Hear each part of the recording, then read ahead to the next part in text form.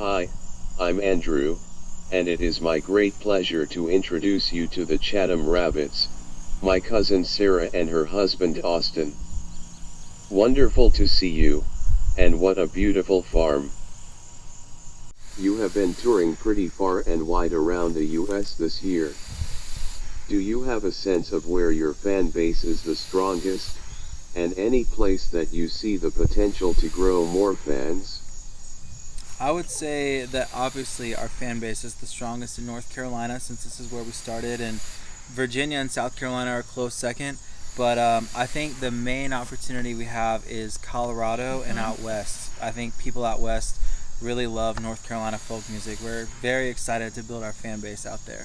Yeah, we were really fortunate that this past year we went out to Colorado and out west for the second time. So we went once in 2022 on tour, and this year marks our second time. And both times we've just been like blown away that people all the way out in Colorado know our songs and our names and come out to shows. And it's definitely going to be a great place for us to keep performing. What are all of the instruments you perform with, and who plays them? So we're basically mostly acoustic guitar and banjo. I play acoustic guitar, Sarah plays banjo, and then we also play with a bigger band depending on the show. Sometimes we have pedal steel and dobro, and Ryan Stigman, our friend, plays that. Sometimes we have mandolin, Spencer Mobley plays that. We have bass, and that's either Alan or Casey. And then sometimes drums too, and Gabe right now is our main drummer. But yeah, it's mostly just acoustic guitar and banjo. That's kind of what it's all built on. The first season of PBS's On the Road with the Chatham Rabbits was excellent. Any word on a second season? Well, I think we have this exclusive platform to announce something very exciting. We are not sure about a second season yet, but the first season is now on the national PBS platform. It was just in North Carolina before. And so what that means is that different states have the ability to pick it up and air it. And we have gotten confirmations from New York, including the big city, the whole state, Tennessee, and South Carolina, that all three of those states will be airing On the Road with Chatham Rabbits starting, I think, like in a week. Yeah, August 7th. Yeah. It'll start airing, and then it will be available on American Public Television, streaming anytime, anywhere. So we're really excited. Hopefully a second season will happen. We'll see, but we're hopefully stoked. more states will pick it up. Yeah, too. we're really excited that these 4 states have already done it, and then hopefully the other 46 American states will join. I'm hoping Alaska picks it up so I can go fly fishing. There you go. What are the names of all the animals that live on your farm? Okay, well, we should start with Opal, who's eating grass behind me because she has an upset stomach, probably. Opal is our foxhound. She's a rescue, and we have a cat named Biscuit. We've had him for almost 8 years. He's our longest, or the pet we've owned the longest. And then we have Waylon, Wilder, and Wojo. They're our horses. We have Tressie, Lynn, 2 unnamed chickens, and then another chicken named Kindness, and then a turkey named Cornbread, and then 2 pet cows. Cersei is the mom, and Nugget is the baby. And then on top of that, we have 12 cows that live here as a part of the herd from another husband-wife entrepreneurial couple. Their company is called Bravo Steaks, and they let their cows graze on our land. So we have a lot of animals. It's been a while since I've heard all those names. Now I have some anxiety. Yeah, there's a lot going on. Who takes care of your animals when you're on the road touring? We are so fortunate to have a farm sitter.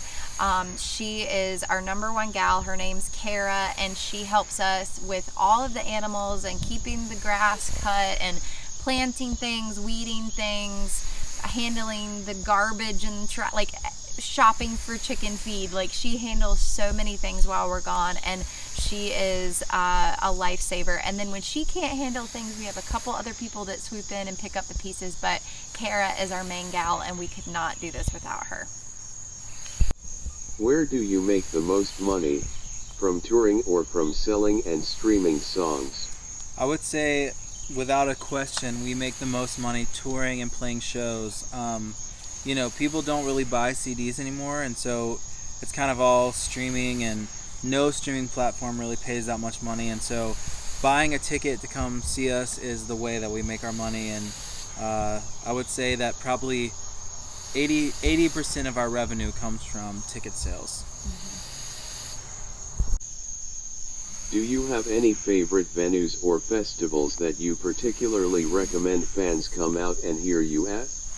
Our favorite venue to play is anywhere in the Triangle, namely the Hall River Ballroom or Cat's Cradle, or the Lincoln Theater. Those are some of our favorite places. Also, we love playing at the Gray Eagle in Asheville and the Appalachian Theater in Boone, and we're really looking forward to playing Brooklyn Arts Center in Wilmington in 2024. In February, we're going to be playing all of those places. And we're so excited about those spots, but it is really fun for us whenever we get booked at a really cool festival and a neat location. Like this September, we're going to Sisters, Oregon, and playing on the West Coast for the first time for Sisters Folk Festival. So we're really excited about that. One time we got to play in the Florida Keys for a festival, and anytime we get booked in a fun location, it's really exciting. You introduced the song, If You See Me Riding By, as inspired by a dispute between the two of you. How is the touring life treating your marriage? Ooh, that's a complicated one. If You See Me Riding By was inspired by the fact that when you're in a relationship with someone for a long time, even if it's just, friendship or family, sometimes you end up taking that person for granted, and you have to step off your high horse and humble yourself and, do the little things you used to do in a relationship. And that's kind of what sparked that song. But I would say, our life is so different than most couples in the fact that we spend basically 24/7 together. So whereas most conventional relationships, you're having to carve out time to, spend with your partner, we have to carve out time to be away from our partner. And I know that sounds really bad, but it's actually really healthy for us when we're off the road to be able to, spend that healthy time apart, and so that we can come back together and focus on our relationship and not just our business relationship, because we're romantic partners, we're business partners, and sometimes creative those lines, partners. Yeah, sometimes those lines get blurred. Definitely. We're really, really fortunate that we actually do really like hanging out with each other, and that we have different skill sets to complement each other and make a good team. Otherwise, this would be extra difficult. If someone wanted to support you by downloading or streaming your music, which services pay musicians the most?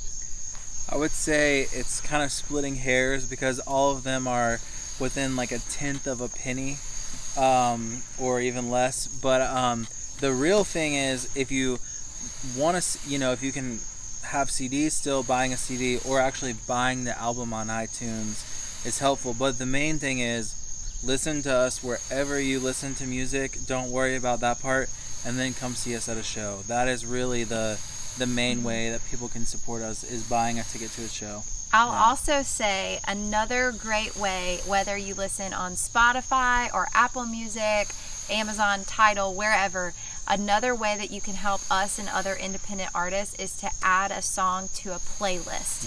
And that really helps other people see that people like our music, and then other people start to add it, and that helps us out so much. But it really is only like 1/6 of one penny. Every stream on Spotify is a third of a penny. Yeah, it's like it is so small. So the main thing is coming to a show. Yes. Yeah.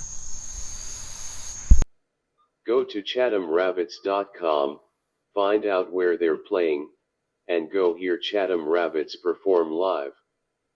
While you're on their website, click on the shop tab to find some great fan merchandise. And you've got to watch On the Road with Chatham Rabbits on PBS, it's excellent.